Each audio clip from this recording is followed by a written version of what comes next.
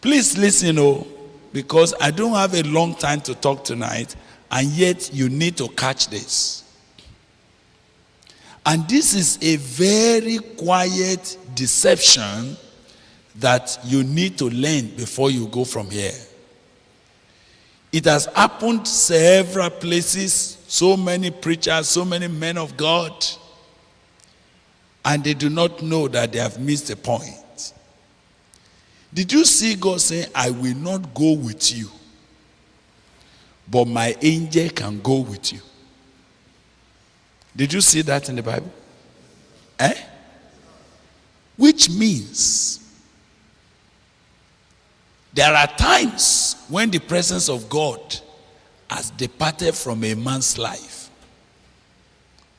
and yet angels can be company with him. Are you hearing me? It means that it is possible for God's presence to have withdrawn from a man. It is possible for the presence of God to have withdrawn from a man's life, even from a preacher, and yet he will still be seeing the ministry of angels. I discovered that angelic presence is not any very big high presence. I discovered that. So you meet some preachers, God has left them, but you still see some supernatural things happening around them. And that does not allow you to know that something has already gone wrong. So God was saying to Moses, look, you can lead the people to the place that I have spoken to them. My angel will go before you, but you can be going. But any day that I'm going to visit, I will visit their sin upon them.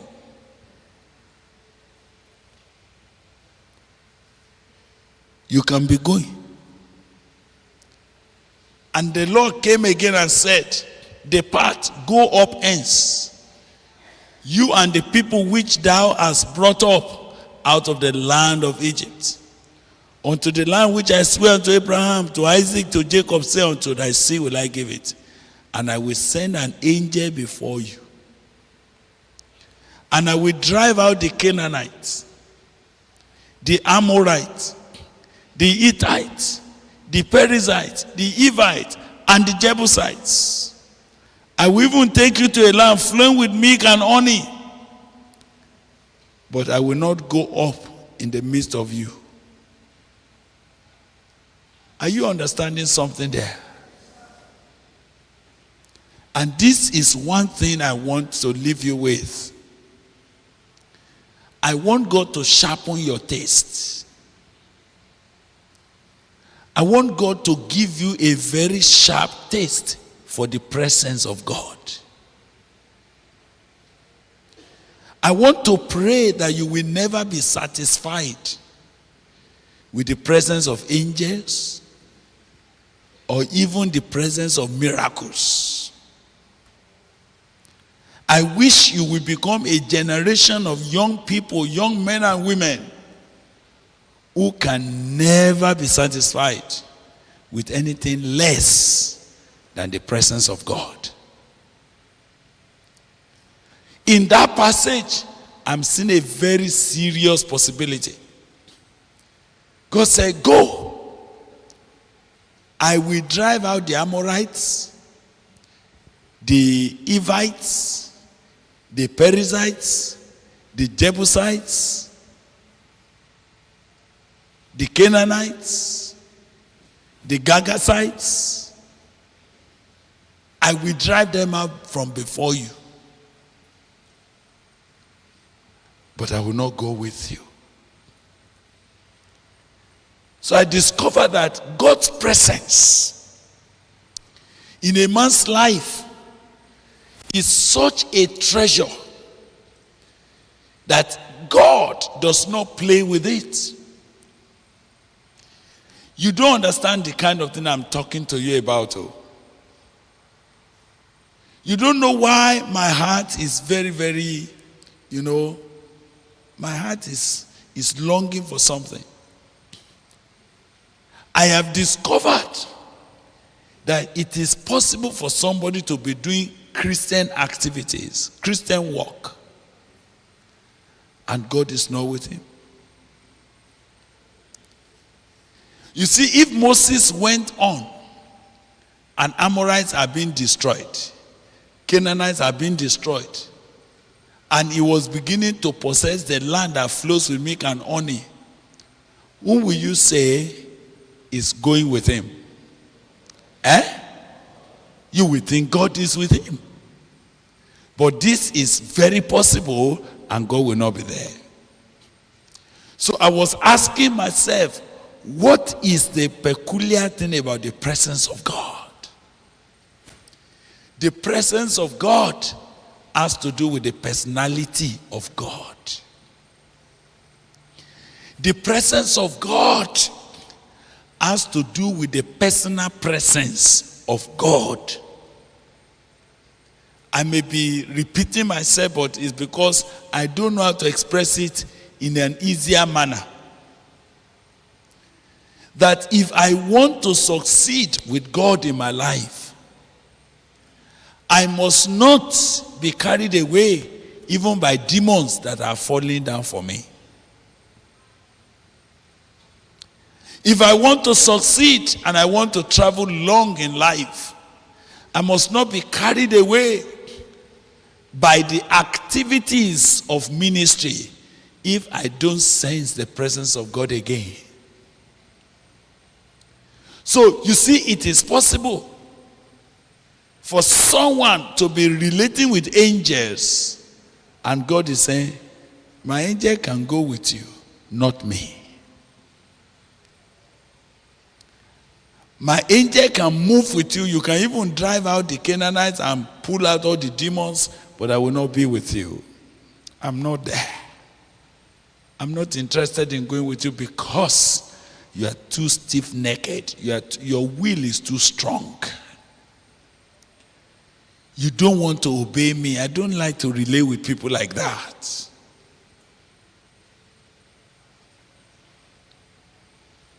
And I was asking myself, is it in every meeting you go where things happen that the presence of God is?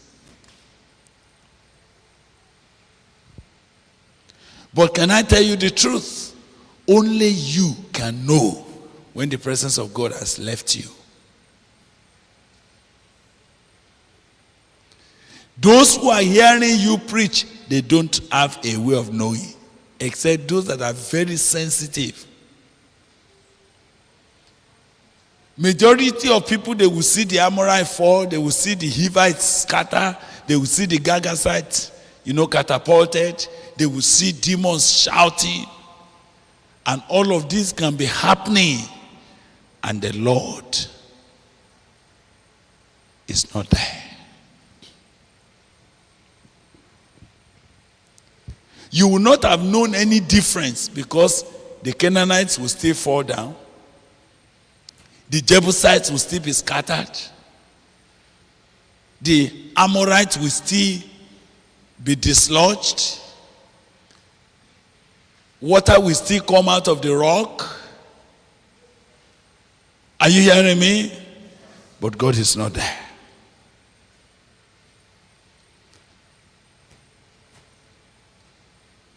Can you decide, because this is the only way to cultivate this presence, if you can't do without it? If you cannot do without the presence, that's when you'll be sensitive never to miss it.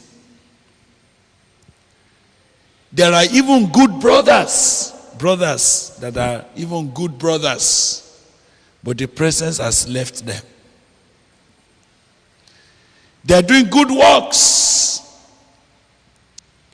but the particular presence of God is no more there.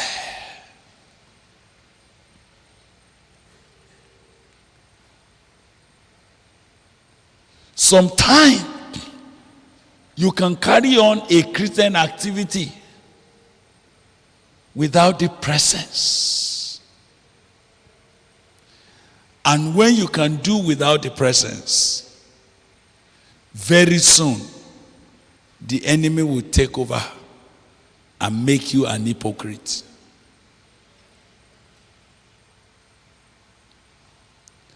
But I want you to see the response of Moses, which is the serious matter that I wish I could stop with and pray with you over tonight. When the Lord said to Moses, I will not go with you. The people even removed their earrings. They seem to dress holily, but the presence is not there. Are you hearing me? Oh, are you hearing me tonight? They did some good activities, but that will not bring the presence. That will not restore the presence.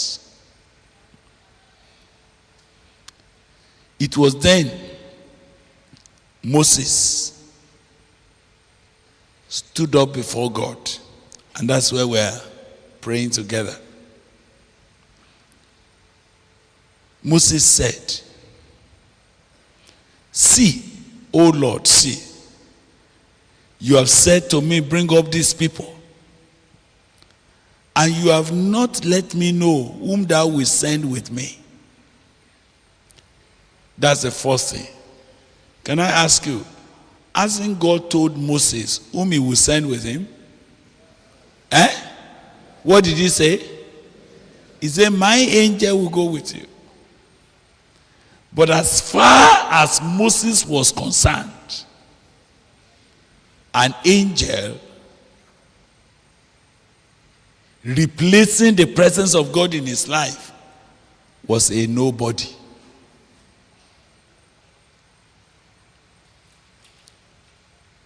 How many of you will be excited if you get a good grade at the expense of the presence of God? How many of you will be satisfied if a lecturer tells you to come and do something so that you can get something, and you quietly went to do it, and the presence of God left you, but you are now a friend of the lecturer?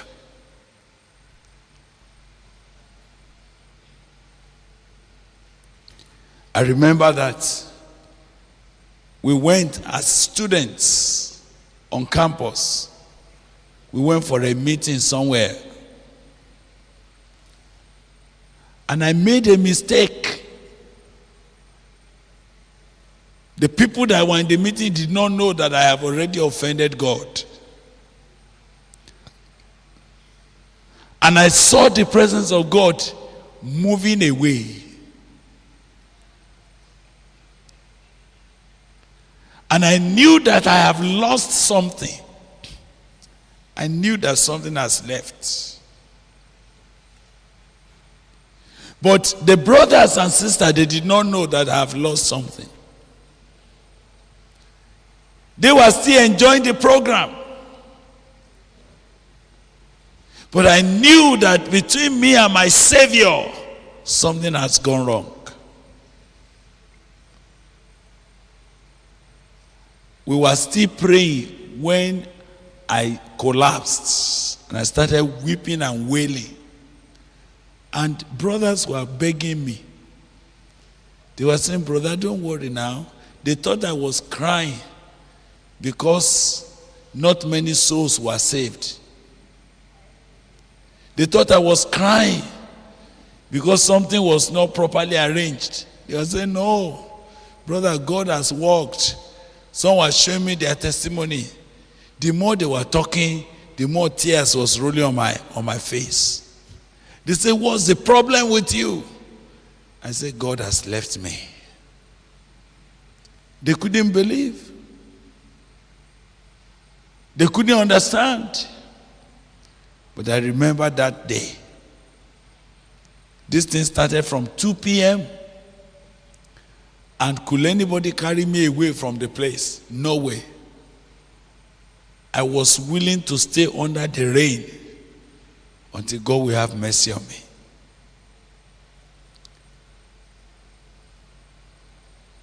And I could not forget. I can't forget even now the definite things God began to say when he decided to say, okay, now this thing you did now, if you do it again, that's what others have done, and I have left them to what they are doing. Oh, I cried yet. I said, God, if your presence will depart so quietly from a man, the problem is that his colleagues may never know. The people he's moving with may never know that God has left this man. Usually the result of the presence of God being absent in a man's life does not appear immediately. But the colossal damage is usually irreparable.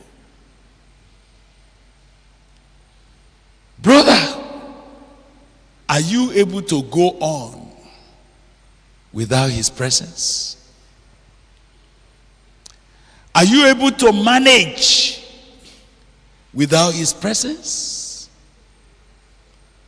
Sister, why are you not so acute about that void that has settled on your heart? Why is it that you are reading the Bible, nothing fresh is coming to you except your old knowledge, and it doesn't cause you to cry? Why do you enjoy the presence of people more than the presence of God? Why are you now more comfortable keeping company with people when your company with the Lord has broken? God said to Moses, carry the people, go. I will send the angel to be with you. Moses said, you said I should go. You have not told me, you have not let me know whom thou you will send with me. As far as angels are concerned, to me it's nothing.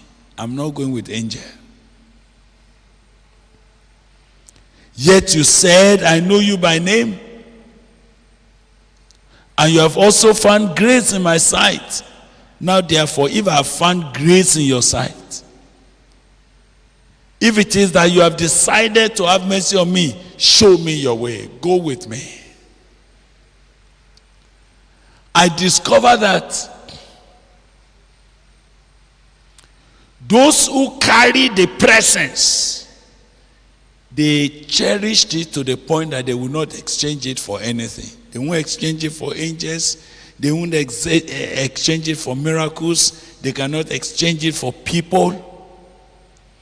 They are ready to say, God, if you don't go with me, I will not go. Now, I want you to see the second issue. He said,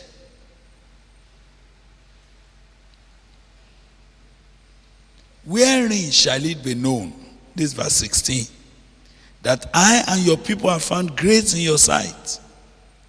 Is it not in that you go with us?